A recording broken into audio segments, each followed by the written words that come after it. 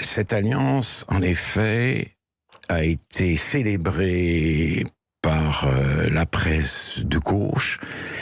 Et on y a vu une résurrection du Front populaire, de l'Union de la gauche mitterrandienne ou de la gauche plurielle. Mais la référence la plus souvent citée, parce que la plus parlante, c'est la plus lointaine, c'est le Front populaire. Il y a une différence.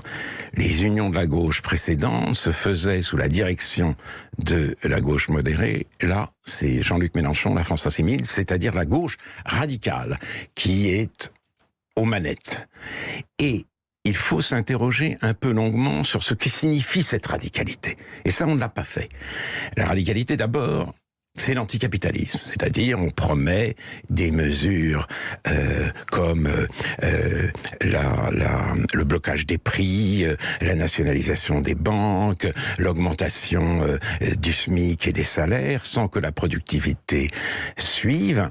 Ce sont des promesses intenables et donc c'est une radicalité un peu dangereuse et en tout cas anachronique. C'est une manière de brader le grand héritage de Pierre Mendès France et d'autres. Bien, mais il y a un aspect de cette radicalité qui est entièrement neuf.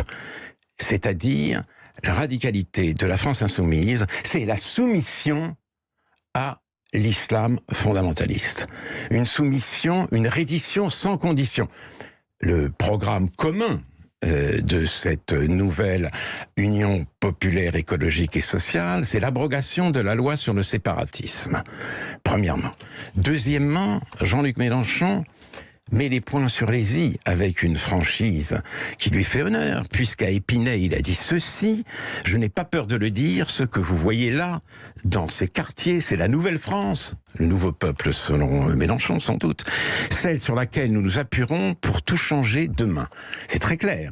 Autrement dit, non seulement Jean-Luc Mélenchon croit au grand remplacement, mais il mise sur le grand remplacement pour accéder au pouvoir.